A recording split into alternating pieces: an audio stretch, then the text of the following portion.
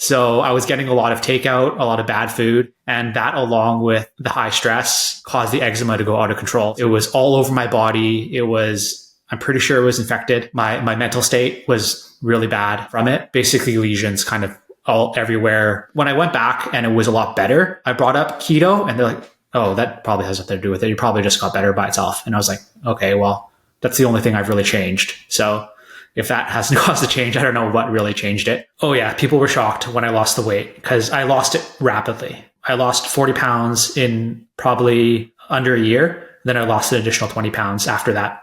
So yeah, they were shocked, especially because they hadn't seen me in like almost 2 years.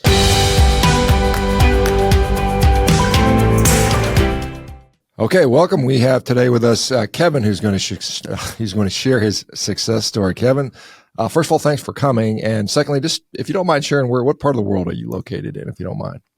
I'm located in Vancouver, BC, Canada. Okay, I'm not far away from you. I'm just down south near Seattle, so we're about 2 hours away or something like that. So anyway, I was there last March. Vancouver's beautiful, by the way. I think I'm going to go back up there in January for another visit. Tell us a little bit about your background. Where did you grow up in Canada, and tell us a little about yourself. Sure. Yeah. Thank you for having me on. I'm super grateful. You've had a huge impact on my life. So yeah, super grateful to be talking to you today. Hopefully in a positive way. I'm hoping. Oh yeah, very positive. Didn't ruin your life or anything like that. No, I think the direct opposite of that. We probably saved my life. So we can get into that though. Yeah. So my parents are both from Hong Kong. I was born in Canada though, so I've been in Canada my whole life. Was born in Saskatchewan, so the prairie towns. Mm-hmm. And then I moved to Vancouver when I was about 2 years old, and I've been here ever since. Have you been to Hong Kong? I have. Yeah, I've been back a couple times. So I've been consistently quoting statistics that they eat a lot of meat in Hong Kong. Am I wrong about that, or is that true? Can you comment on that? I would say that's very true. So when I go back, it's usually family dinners all the time.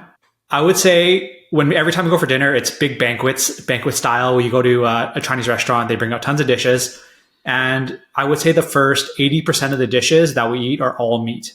So it'll either be, and this might be because it's a celebration or it's because we're visiting family, but there would be like a whole roast pig, a baby pig with the crunchy skin. So it's really good. And then a lot of the dishes are a lot of meat. And then near the end is when they put the carbs out. So either the rice or the noodles. But by that point, the majority of the people are pretty full from the meat. And then the rice or the noodles at the end are more like a filler. At least that's what I've experienced. Okay. And it's similar to eating Chinese banquets in Canada or the US as well.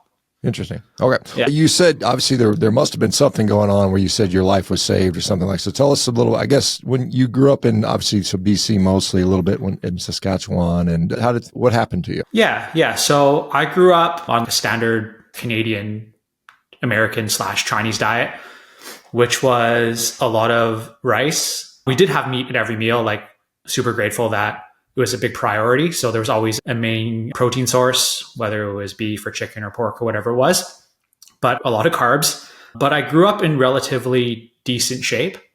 I played a lot of sports growing up. I was in martial arts, played high school basketball. And then I went to university. After university, I started articling at one of the top firms. So I work in corporate finance. Okay. So I started articling at one of the top firms in the world. And then that's when it all started to go downhill. And I started gaining about 5, 10, 15 pounds every year. And that was mostly because I probably stopped exercising. And another issue that I've dealt with my whole life is autoimmune condition was eczema. So it was under control probably until I started articling, and I was working probably 60, 70 hour weeks. I'm not familiar with the term articling. Articling. Yeah. So basically you get out of university, they pre-hire you at the firm. And during this articling time, a lawyer has to do it's like that. So you're going to school full time and you're working full time at the same time. Got it. Okay. And at the end of about 2.5 years of working at the firm, you take your exam and then you're through. But for the first 3 years of it, it's very tough. Yeah, it reminds me like surgical residency where you just get hammered. It's not five years not sleeping basically. But okay, so you put on a few pounds, you had some eczema. That doesn't sound life threatening though to me. Where's the problem? I would say so the eczema was under control. I've had it since I was a kid throughout my whole life, but it was mostly just focused on like the inside of my arms. But then when I think because I was working such long hours and the firms would basically, if you worked over, I think it was 11 hours, they would comp your meal for you for the day. So I was getting a lot of takeout, a lot of bad food, and that along with the high stress caused the eczema to go out of control. So it was all over my body. I'm pretty sure it was infected. And yeah, it was like completely destroyed. My mental state was really bad from it. And yeah, basically lesions all everywhere. And I had to go see a dermatologist for it. And that didn't really help very much. And that's when I found keto. So I switched over to keto. I saw some decent results from it, more on the weight loss side, but not really on the autoimmune side. So I was doing a form of keto they were prescribing like 7 to 12 cups of vegetables a day. Mm-hmm. And it was wreaking havoc on my digestive system. And I was also not healing from the eczema. I lost some weight, but that was the only benefit. And that's when I found Carnivore. And that's when it really turned around from watching videos from you.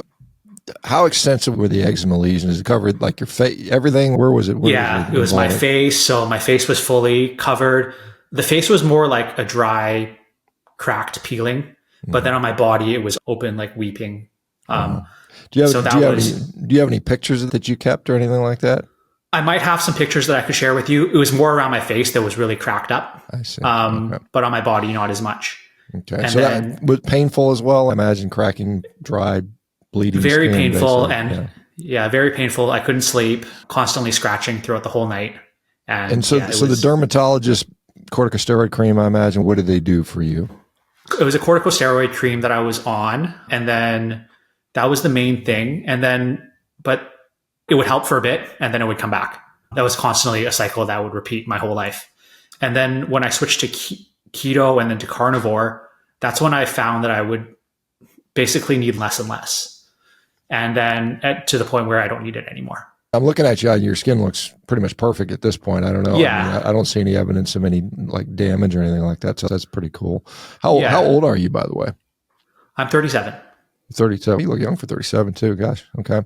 And then, so how many years did this sort of eczema persist in this really inflamed, awful state? I would say let me think here. Probably, I got out of school 23, probably about 7-8 years where it was really bad. Okay. Yeah. It was progressively worse and worse every year until I switched over to keto and then eventually carnivore in late 2020. How did that affect you mentally? Did it have a mental toll on you? It might have impeded social interaction. People think how's this guy got? Is it contagious or what? Oh yeah, that was a huge part of it. It really affects your self-confidence, especially if you're talking to clients a lot all the time, talking to other colleagues. That makes it really tough. And then just the uncomfortableness of it was very hard to deal with as well. So that can cause some definitely mental strain, I would say. When you finished your articling and the hours weren't quite as severe and maybe you got a little better sleep, was your diet still garbagey or did it get back? And were you able to exercise with the eczema? Did you try to do that or did it prevent you from that as well? I would say the exercise was a huge part of the healing process as well, because when I was younger and I was a lot more active, even throughout university, I was lifting weights. I was playing basketball still. It was still under control. But then when I started working and the exercise goes to the wayside when you're working such long hours and you're just relying on takeout food and a lot of restaurant food. And I was dealing with the stress of the long hours with rewarding myself with those foods, I would say, which maybe spurred on some food addictive behavior. And then once 2020 hit, everything went crazy. Work from home more. So I was working from home instead of working at the office. And that's when I had the chance to self-reflect and be like, okay, this isn't where I want to be. And that's when I started delving into the research a lot more, watching videos from you. The first one I saw was Joe Rogan. Then I saw Mikhaila Peterson notice a huge difference in her autoimmune conditions. Mm-hmm. So I dived right in, and that's when I started going full carnivore and working out a lot more. So I just did a lot of workouts from home, and now I'm a lot more in the gym and weights now. When you were visiting with the dermatologist, I don't know for how long of a period of time, maybe over a couple of years, did they ever suggest dietary shifts of any type, or did they say that diet had anything to do with this eczema? No, they said, oh, maybe you could try cutting some foods out, but never. Because when I went back and it was a lot better, I brought up keto and they're like, oh, that probably has nothing to do with it. You probably just got better by itself. And I was like, okay, that's the only thing I've really changed. So if that hasn't caused a change, I don't know what really changed it. I don't think they can really comment. I don't know if they can comment on whether it was the fix or not, but no, they didn't think it was any food issues that would heal it. Yeah, well, obviously, sounds like you're fully clear. Are you pretty much fully clear of it now? There's no evidence of eczema at all anymore? Yeah, it's basically all gone now. If I find that if I eat a bit too much dairy, then I'll have a little patch, but it heals up pretty quick. That's the main trigger. I'm okay with all other meats as long as, Yeah, I've seen that in many cases. For some people, dairy is problematic for skin issues, whether it's eczema or psoriasis or acne or things like that. So for sure, it seems to be impactful. So when you, I guess, first heard about Carnivore, maybe saw me on Rogan or something like that, and then most people think this guy's, he's crazy, he's nuts. Even Rogan thought I was nuts the first time, and he's obviously had a different tune than the second time I've been on the other day. But how did you start, and what was it? What was the transition? Was it difficult? Was it you're already keto, so maybe it wasn't that bad. But how did your body react to ditching the 6 cups of vegetables, whatever you eat in a day? Yeah. So I switched to keto first. I was eating a ton of vegetables. So I slowly phased out the carbs over about 2 months. I would cut my carbs in half basically every week. And then I did that for about a year. And then I was like, oh, my stomach is still hurting too much. I was always bloated with all the vegetables. Doesn't matter if it was salad or cooked or whatever. And then I've always loved meat. Like anytime I go to a restaurant, it's always the first choice. So I noticed immediate benefits switching out the vegetables. I was less bloated. I felt a lot better. And then, it was pretty easy transition for me coming from, because I had eliminated all the carbs already. I could see if someone was coming straight from standard American, it might be harder. But if you're coming from keto, which I was, it was a lot easier, a lot smoother. And you said you always liked meat growing up. Are you still close with your parents, and did they have any sort of like concern around the eczema, and then like thought when you're going all meat, was that like revolutionary to them or crazy to them? I think they thought it was a little bit crazy, especially in Asian families. Like I'm Chinese, so rice is a big part of the diet. They eat a lot of vegetables too. Like most of it's cooked, so that might help with some of the digestion. But they thought I was a little bit nuts at first. But then I think they saw the results. Like I lost a ton of weight.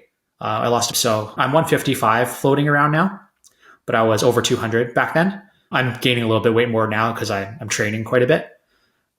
But they lost all the weight, and then they knew that I was affected by the eczema as well. They saw how bad it was, and they saw it improve. So I think they've a lot of my family has adopted more of a low carb approach, especially my parents, and it's helped them as well. So they haven't gone full carnivore yet, but definitely low carb has helped on their side as well. So they're a little bit more convinced now. Did you notice, obviously the skin was obviously that would have been the biggest thing you noticed. You lost the weight, obviously. Any other sort of things you noticed improve or perhaps get worse since switching to carnivore? I would say mental clarity has definitely improved. I work a quite demanding job. I also coach people on the side, which we can get into later. But that was a huge thing for me. Like my productivity has improved dramatically, as well as recovery and exercise has changed as well. Like I can go lift basically every day without too much soreness. If I do go really hard one day, I'll take a day off, but I basically do a 5-day full body split right now, and it's totally fine. I can go back every day, and I'm noticing improvements in strength every day. Yeah, a lot of people will comment that they feel like they could put on muscle maybe a little easier with all the high quality protein they're getting and the lack of inflammation and maybe the better recovery and those types of things. Is that something you've maybe noticed? Yeah, for sure. My strength is shot up. My muscle mass is shot up, and my body fat stays low. And I basically eat quite a bit of meat, over 2 pounds a day. At first, though, when I switched to carnivore, I actually started gaining weight. And that was a little bit concerning because I was so focused on, I need to get back in shape. I need to get back in shape. And it took some tweaking of the food choices, the meats I was eating, and playing with the macros a little bit to dial in where I needed to be. And then once I found that out, I was able to stay lean pretty easily. So I'm happy about that now. Just because I'm sure people want to know, what kind of adjustments did you make that affected your weight progress? Yeah. So one was the dairy I was eating. I think I was getting a little bit dairy happy there, eating too much cheese and eating a little bit too much bacon. I still eat bacon quite a bit, but not as much. I was basically eating it every single day. And that, I think it was, my body just didn't like it as much. And I also increased my seafood. So my fish and mostly just fish, salmon, and then some other white fish as well, like cod or halibut. Asian cultures eat a lot of fish. So like my family always prepared it in different ways. And that I think it helped my skin a little bit as well, increasing the fish as well. But I mostly focus on red meats, fish, and then a little bit of pork and chicken to fill it out. Yeah. Okay. Did you notice, like, when you were particularly inflamed, did it ever occur to you to see how foods impacted your eczema at the time? Like, some people's sugary stuff makes it worse. You'd mentioned dairy, maybe. Were there things you noticed back when you were dealing with all the eczema? Yeah. So if I ate a lot of high carb, definitely create a lot of inflammation for me. So I would notice a couple of days later, my whole face would be puffy, and then I would start getting flare-ups around my body. But it was hard to tell at the time because I was constantly eating high carb. So I would go and get burgers and fries and pizza. I was eating like probably a couple large pizzas a week at some point because I was just used to constantly eating out, ordering food out. So I would start off the day with a breakfast sandwich from like McDonald's, then go into a lunch, another sandwich with fries, and then dinner would be eating out, and then I would eat dessert every night. So that was my main diet at the time. So you said you'd work when the sort of the pandemic was happening, you work more at home, as a lot of people end up doing that. Was there anybody, is that still the case for you? Do you work mostly at home, or do you go into an office these days, or what is your situation like? I sometimes go to the office, but majority of the time is at home. I have the ability to control my every meal, which is nice. Like, I don't have to rely on foods, but I still eat out. Like, I'll go to Wendy's and get burger patties, or like we went out last night to a pretty nice steakhouse in Vancouver here and got a big ribeye and got a beef carpaccio. And my wife, Alice, who I think is joining your channel in a month or so, she got a whole fish, and yeah, we're happy. Yeah. So it's pretty accommodating nowadays. So when you do go back into work, are there people that maybe have recognized you from before when you had the eczema and you were 60 pounds heavier, and have they noticed or commented or anything like that? Oh yeah. People were shocked when I lost the weight because I lost it rapidly. I lost 40 pounds in probably under a year. Then I lost an additional 20 pounds after that. So yeah, they were shocked, especially because they hadn't seen me in like almost 2 years. People are pretty amazed. And they ask you what you were doing. I met someone had to ask you what was going on, right? Yeah. Some of them knew I just told them I was on keto. If we'd go over lunch, I would go just get burger patties. So yeah, they knew I was keto after we went and ate together. Okay. And have any of them adopted that since seeing you, or are they still eating their Starbucks coffee and their croissants and muffins for breakfast? I don't think anyone's adopted it that I know, like any colleagues. I think some people have more ability to handle higher carb foods without gaining too much weight. Mm-hmm. And some people don't, like myself. So no one has adopted it outside of, like, my wife adopted it after I started, and she's seen some great results, but no one in the work life has that I know of. Yeah. Okay. And so have there been any negative consequences as far as you've noticed since doing this, outside of maybe social stigma and things like that, but any like health negatives that have occurred? No, not that I've noticed. Everything's been good from a health standpoint. I think only improvements I've seen. Like, if in the occasional situation, I might like some seasonings mixed in if you're outside of your control, like, I just try not to worry about it. As long as I don't go like on a binge for 3 days, none of the symptoms come back. Yeah, so just a minor deviation you're fine with, but if you go like 3 days of eating garbage, then you may have issues coming. Yeah, exactly. You said you're like I think you said you're 155. How much do you eat a day? What would be a typical day's worth of food for you?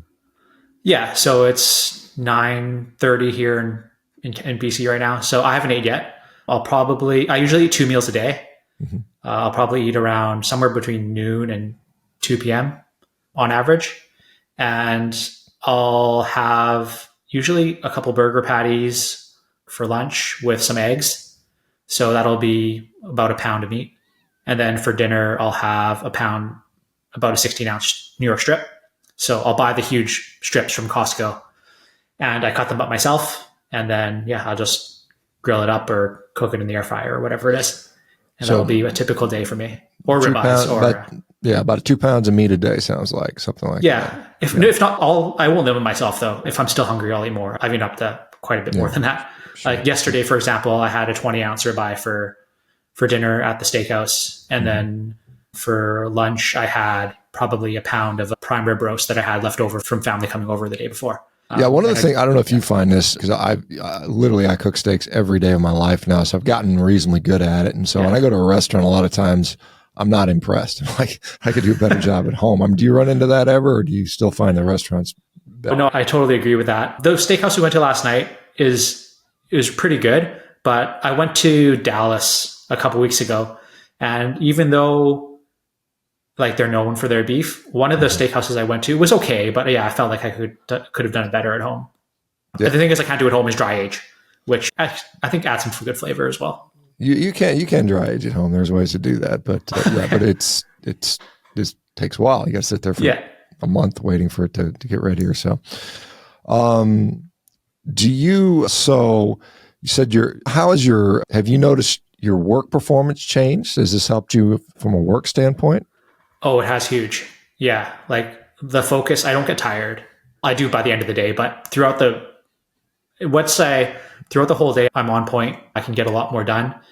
Maybe it's the ketosis. I'm not exactly sure the exact mechanical points of it, but on top of the work that I do, like the corporate work, it's pretty intensive. And then throughout this past 7 months now, we started a YouTube channel and just sharing our story, posting recipes. And then we started coaching people one-on-one. So we're doing that and working full-time. And I had a baby this year. Oh, so congrats. I'm able to do all three with my wife as well. And I didn't think I would ever be able to do all three at one time, because when I was working before and eating the regular diet of junk, I was constantly tired. I had to chug down 4 or 5 coffees a day. Now I'll still have coffee, like 1 a day, but it's nothing close to like before. I was like relying on it, 5-hour energies, things like that, just to get through the day. Now I'll have maybe 1 coffee a day, and I'm fine. I'm good to go. Yeah, that's interesting. This whole concept of an energy drink that has been come on in the last maybe 20 years or so. I can't remember when they first started seeing these energy drinks, but prior to no one had energy drinks before. I don't think it was just like this new, because everybody's tired now, because everybody's sleepy from their processed carbohydrate addicted diet, I think. Have you had any, so Canada's not so different from the US, but have you had any difficulties acquiring meat? Is it extremely expensive up there? What's the climate like for doing carnivore in Canada? Yeah, prices have gone up for sure, I would say. We still rely on wholesale, so like Costco, to buy the majority of their meat. One thing I noticed when we went to Dallas a couple of weeks ago is the meat prices are cheaper for sure. And there is a greater availability of grass-fed at like regular grocery stores. In Canada, at least in Vancouver, you can't go to a regular grocery store and get grass-fed meat. So we don't do much grass-fed unless we're like at a restaurant, or they'll sell grass-fed lamb, but not much grass-fed beef at regular grocery stores here. Yeah, because I would imagine at least some of the beef has to come probably from Alberta. I think that's one of your biggest beef producing provinces, if I'm not mistaken. But I think the majority comes from Alberta. So it worked fine for me. Like I haven't noticed a big difference between grass-fed and not. But that's the experience of most people. Yeah, that's what most people. I think most people say the same thing. That's why I tell people it doesn't seem to matter that much, because you get good results either way for the majority of people. There's a few exceptions, but you said you started I guess you said a YouTube channel and you're doing some coaching. Have you had any sort of negativity directed your way? I get some of it. People think I'm the worst guy in the world because I tell people to eat meat for their health, and the vegans are out there screaming and yelling that whatever, animal abuse or that sort of stuff. But any of that been directed your way, or has it been pretty mild? No, it's been okay. So I started a channel with my wife, Alice. The channel's called Alice and Kev, if you want to look it up. Where'd so that we come started. from? No. So we just started just posting recipes. She leans a little bit more keto. She has a little bit less food sensitivities than I do, but she's more primarily meat based. And then I'm more carnivore, mostly just meat, salt, and water. And then sometimes you get the comments, especially in the less on the long form videos, but more in the shorts are where people will think I'm crazy. But in the long form where people watch the story over however long they've been on, almost 2 years now, they're pretty convinced, I think. But your wife's been doing it for a couple of years, then, sounds like. Yeah. So she joined probably 4 or 5 months after I started, after she saw some of the results I had from weight loss perspective. So her story is a bit different. She'll get into it with you when she joins your channel, but she's had more of a video existence than I have, up and down with different dieting sort of I've never dieted my whole life, but she's tried. I think more females are more into that diet culture than guys are. So she's gone up and down, but for me, yeah, I just gained a lot of weight after school and I wanted to get rid of it along with the. So her pregnancy was basically meat based. Is that fair to say? Yeah. Okay. Yeah. It was. Good. So and baby's doing well, right? Yeah, very healthy. And is it boy or girl or how? And it's how a boy. Okay, nice. It's a boy. He just turned 1 on December 5th, so yesterday or 3 days ago. And he's very healthy, very happy. He loves his meat as well. I was going to say, when did he get his first ribeye? So his first food was actually a New York strip. Okay. And then, so I try to cook softer meats for him. So I'll do like beef back ribs a lot because we can slow cook it and it's easy for him to grab a chunk and eat it himself. We do like short ribs, oxtails, fattier cuts that he can easily chew through. So yeah, that's what he likes. Well, and he always grabs it first before anything else. I think that the first time I ever experienced effectively a ribeye was a prime rib. I was 14. I remember I was working as a dishwasher. I was washing dishes at a Hilton hotel and they were having prime rib one day and the cook said, here you go, kid, have a bite of this. And I was like immediately addicted. I was like, oh my God, this is the best stuff in the world. So good for him. He's already had it at 1 year of age. I had to wait till I was 14 before I tasted that deliciousness. When you make your recipes, do they have, I guess you said you guys are Chinese, so a Chinese sort of twist to them, or what kind of recipes are you doing? Yeah, so we'll do like carnivore recipes, different meat, salt, and water, but we show people different cooking techniques or different textures to create some variety. We also have some low carb keto recipes as well. So we started a blog, a food blog, like a recipe blog called justrealfood.com. And that's where we post a lot of the instructions. And then we have the videos as well on our channel. And we focus on like whole foods, low carb, and keto carnivore recipes. So some of them are Asian inspired. So we don't use soy. We leave that out, but we can create that similar soy sauce umami flavor using fish sauce, which is carnivore friendly. It's just meat. It's just anchovies and salt. And then you can use a little bit of coconut aminos to create that. If you mix the two, it creates that soy umami flavor without any soy, which is good. So we'll have like different sort of dumplings, wonton soup, different sort of braised Asian dishes using more like keto carnivore ingredients. Yeah. And then some other Western dishes as well. Yeah, sure. Are there any, like you said in Hong Kong, you talk about the suckling pigs and crispy pork, and I know pork's very popular in Asia in general, but are there any sort of dishes that we would be very unfamiliar with? Like when I went to Malaysia, I went out with a Chinese couple or family, and one of the things they had was jellyfish, which I thought was really bizarre. Yeah. It was like a, I don't know if it was fried or what it was. It was just, I'd never even thought to eat jellyfish before. But anything that's really unusual that you can recall that that's actually tastes good that most people aren't aware of? Good question. Jellyfish is quite common because when you go to a Chinese style banquet, they'll bring out a plate of appetizers and it'll be like beef shank with a little bit of jellyfish mixed with chili oil. And then they're cold appetizers. Those will be quite common. But even if you go to like Asian supermarkets in Canada or the US, there's a lot more different cuts of meat that people probably wouldn't eat.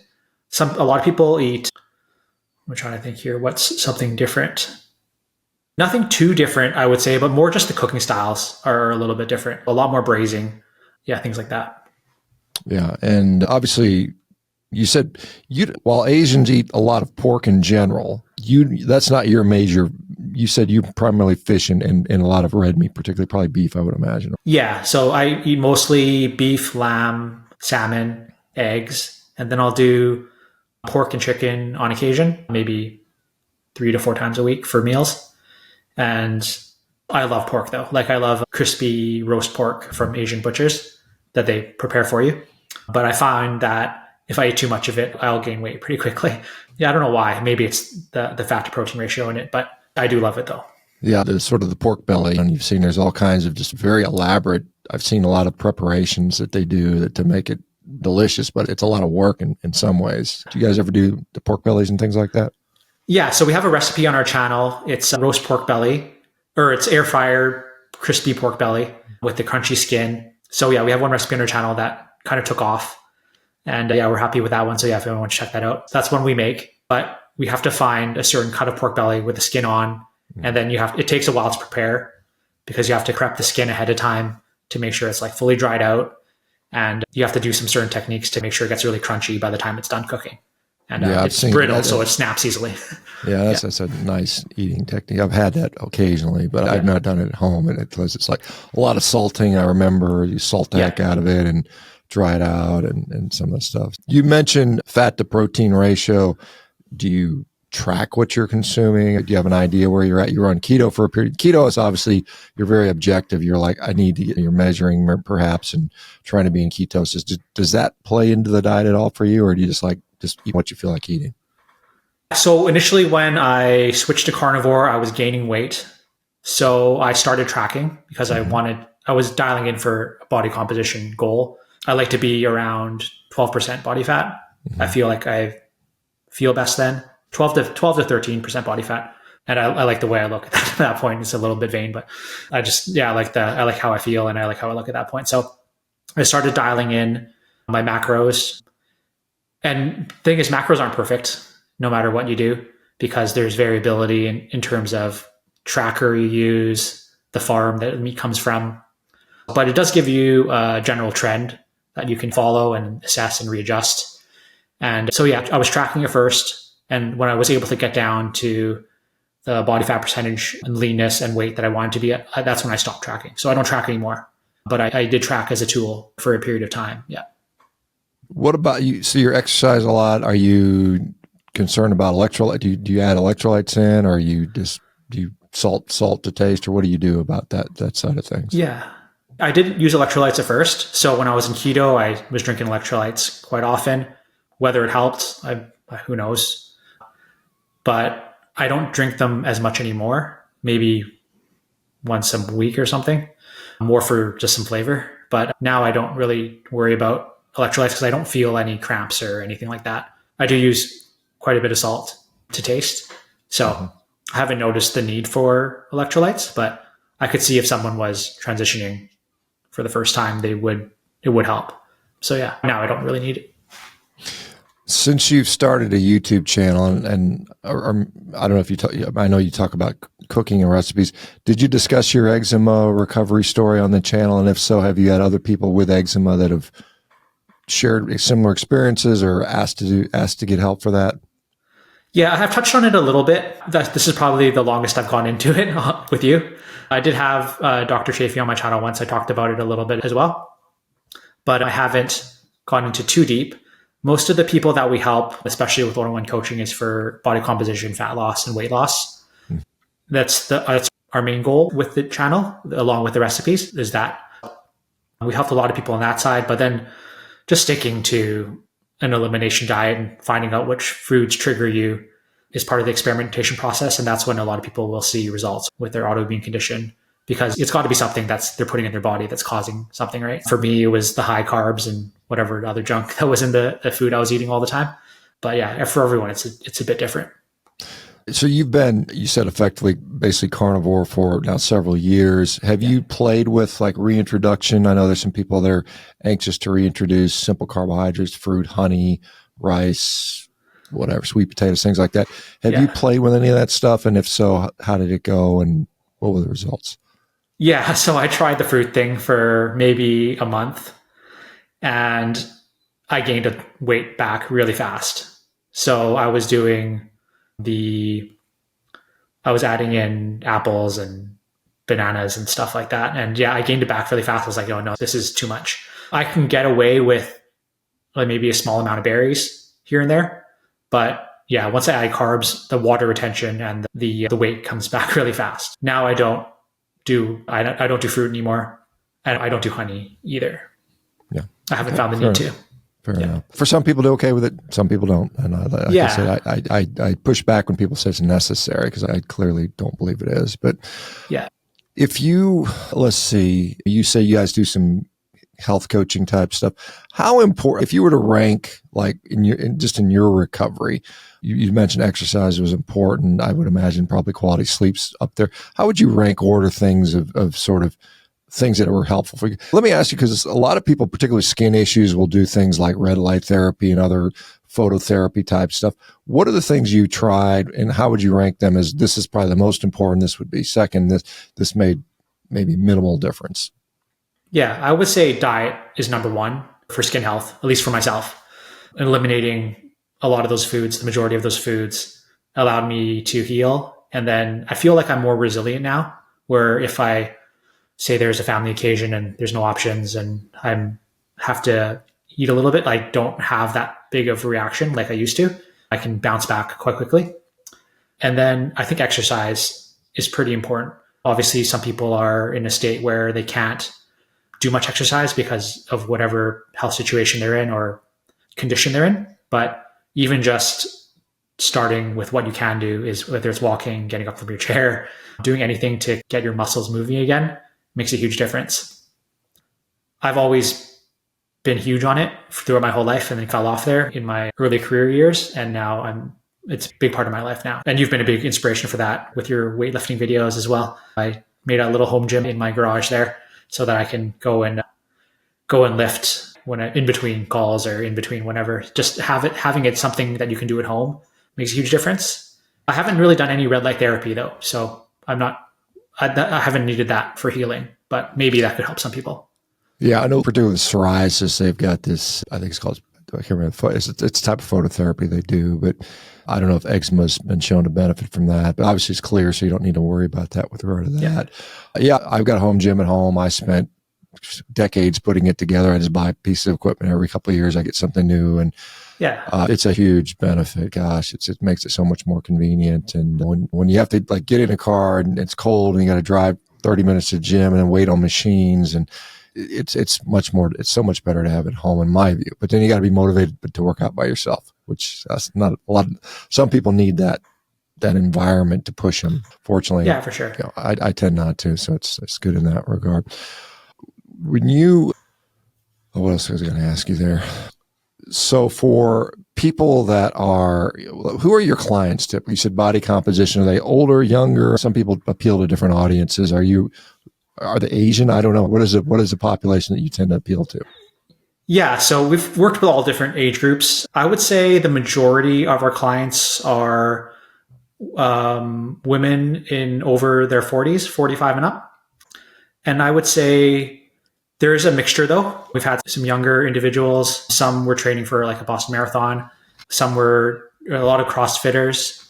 But I would say the majority are in their 45 and up females. We worked very closely with, I'm not sure if you know her on YouTube. Her name is Anita, Ketogenic Women. She's a little bit bigger on YouTube, local Canadian as well. We worked with her quite a bit and she does a lot of recipes as well. But yeah, I would say the majority of our clients are in that age group. Okay. Yeah. That's not surprising. Most young kids don't care about that stuff. They're like, eat what I want, go party and worry about it later. Sleep when I'm dead type of thing. YOLO. Yeah, for sure.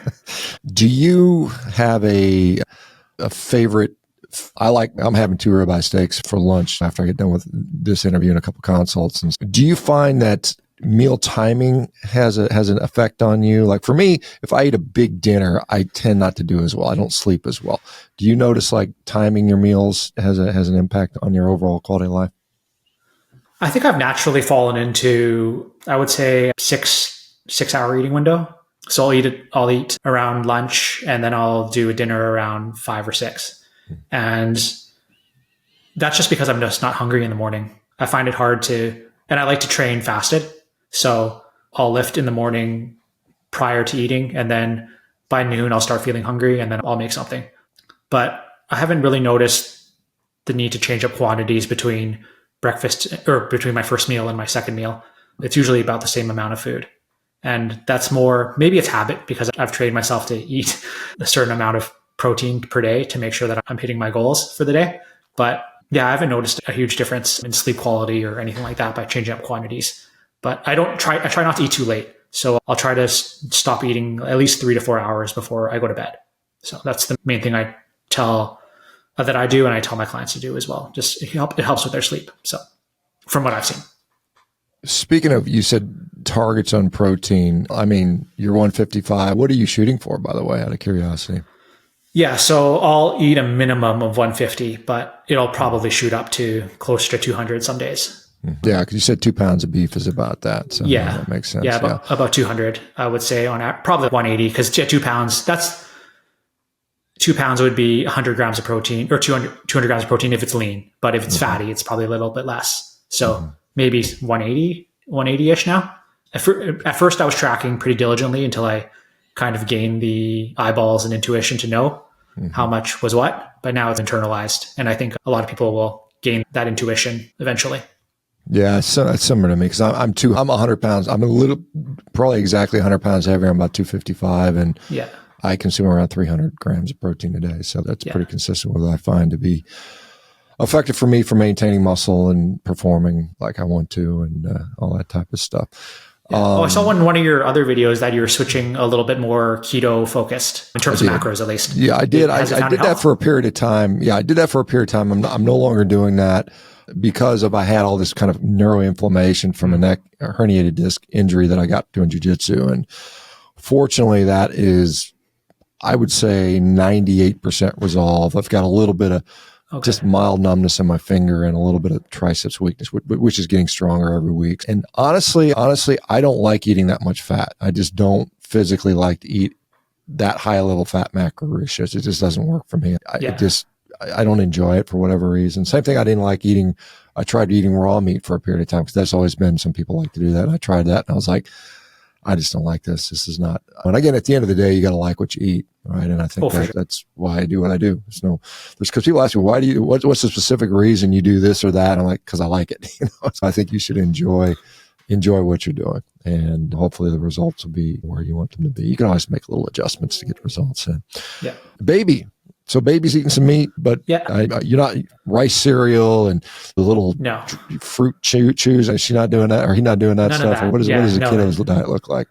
No processed foods at all. They might eat a little. I would say majority is meat. So we don't limit the type of meat. So pork, chicken, fish, beef, everything, eggs. Yeah. He'll have a little bit of avocado, and then a little bit of vegetables, or maybe some like sweet potato or something. But he always reaches, like, it's a weird, like, we're doing baby-led weaning with him right now. So we'll put all the food in front of him, and he'll always pick the meat first, finish it before he eats anything else. I don't know if it's strange how that works, isn't it? Yeah. Yeah. So by that point, he might not even finish the other stuff. Yeah. Because some people say if you put, I don't know, cake in front of a kid and they eat that, they'll go with that. But if you put like whole unprocessed natural foods in front of a kid, you're probably right. They probably will self-select out meat first, and then maybe is there a secondary hierarchy for him? Does he go, I'm going to eat the meat first, and then I'm going to go to this, and then this, or have you noticed anything like that? Yeah. So the vegetables will always be last, and we'll make sure it's all cooked, but he won't ever reach for it. And then if there's some avocado, he'll eat that before he'll eat any vegetables, or we'll do a little bit of sweet potato or something. He doesn't really go for it so we're trying to train him to feed himself. Yeah. It worked well with meat right away. How is he doing from like a growth standpoint? I'm sure you guys you've looked him on the growth chart, and they usually do it with he's growing fast. Growing fast, growing well. Yeah, he's growing very fast. Yeah. Seems to be like participating cognitively, and a happy kid. Very happy, growing fast. I would say, even compared to other kids in our neighborhood that are like maybe half a year to a year older than him. They're like the same size. So I don't know exactly why, but I would say good nutrition might have something to do with it. Yeah. I'm just wondering, he may be a genetic, maybe you'll get him and he'll be like 6 inches taller than you when he's. Yeah, I hope so. Cause both me and my wife are relatively short. Like I'm 5'7" and she's 5'2". Yeah. So if he grows up to be 6 feet something, then we'll know what happened there. Yeah. Feeding him good food. That's awesome. Yeah. Yeah. We got a few more minutes left. Is there anything else we didn't get a chance to discuss that you might want to share? Yeah. I wanted to talk to you about like your opinions on training for fat loss. Specifically, what would you prioritize? I know a lot of people are dealing with like obesity and issues like that. What would you focus on specifically? For us, we focus mainly on muscle building, resistance training, not much cardio, but those are the things we focus on with our clients. But yeah, just wanted to get your opinion. Well, my approach is obviously correct the diet first, because what's keeping most people overweight is basically food addiction and binge eating disorder, food addiction, eating garbage all the time. So you got to get rid of that. And so that's why my sort of approach has been eat meat like it's your job initially to get over that stuff. And then you get into, then I think the next steps you can start taking is where do you do protein and fat macronutrients? I tend to, when it comes to fat loss, favor a little higher protein ratio. There's other people that are more ketogenic and want more fat because they feel like that blunts their appetite enough so they eat overall less calorically. Yeah. I'm at the same time trying to put on muscle because I think muscle is so incredibly vital for that. I think getting rid of sedentary behavior is one of the most effective things you can do, because most of your caloric expenditure is not going to come in the gym. It's going to come from fidgeting, non-exercise activity, thermogenesis, standing rather than sitting. So that's why I encourage people, hey, if you're sitting all day, stand. If you're standing, try to walk and do those things. I think is quite effective. And then again, obviously getting your protein, and then obviously I think resistance training is so incredibly important, because you don't want to just lose lean mass. And when your body is in losing weight for whatever, in caloric deficit or whatever you want to call it, you want it to hang on to that lean mass and that muscle. And so you have to stimulate it so that it's getting the signal that this is important. We need to keep it. It's valuable. That's just a general basic overview. I've done things like fat cycling with people where they'll eat relatively lean for 3 or 4 days, which is hard to sustain much more longer than that. So then we'll cycle in, throw the ribeye steaks back in on day 4 or something like so. It might be 3 days of like the cods and the leaner cuts of beef. And then on day 4, maybe it's ribeye steaks again, and you just keep cycling that. And that seems to be a good strategy for a lot of people. So that's something I've used in the past. Okay. Yeah. That's a similar approach to what we take. I noticed that when a lot of the clients that come to us are typically under eating, maybe it's from like past dieting history where they've been taught to calorie restrict their whole life. And then they find that when they're able to eat more, that's when they start seeing results. I think there's something we talk about, and this has just overall general health implications, because you see a lot of people when they get really sick, they don't eat anything. We see that with a lot of the elderly people. They just don't have an appetite. And I think a good, healthy appetite is actually a sign of robustness and physical vigor. And so you train hard, you work hard, you should have a strong appetite that says, okay, let's keep this machine going. And I think a lot of people, and you are right, there's a lot of people that have just desperately dieted and starved themselves and just overly restricted themselves, and they're probably nutrient deficient, they're probably protein deficient. And you have to fix that issue. And so sometimes I tell people in the beginning, hey, you may gain weight initially. Don't worry about it. Just fix that relationship with food first. And then from there, once you've got into a situation where you're like, I'm not relying on binging and not having all these cravings, then you can start dialing things. And it's a lot easier. Like I can do whatever I want. I can eat a lot and I'm happy. I can eat a little bit less, a lot less, and I'm happy. And it's just whatever I feel like doing at the time. Right now I'm training for athletic performance, so I need to eat more. That's just as simple as it is. When I'm training hard, I need to eat more. And so I certainly don't mind eating more. I'm a guy that likes to eat, but I can certainly dial it back when I need to. And I think that just comes with being healthy, I think, in many ways. Yeah, for sure. And I would say a lot of people, once you kind of get down to the point where you're at a maintenance level, it's a lot more forgiving to eat more and then not have as much of an issue. A lot of the people that come to us have been carnivore for a while and they're stuck. And that's when they need a little bit more guidance on what. Yeah, I mean, you can only go zero carb. You can only go to carnivore, and then they're like, okay, now what do I do? And you got to make some other changes. If you can only pull, there's multiple levers you can pull, and if you max one out, you can't really double down on that one. You gotta. Like I said, that's why I'm such a proponent of exercise. Everybody that's in my meetings for years, I'm always advocating for people to exercise. Some people are always sick of hearing it, but it's the truth in my view. Anyway. Oh, 100%.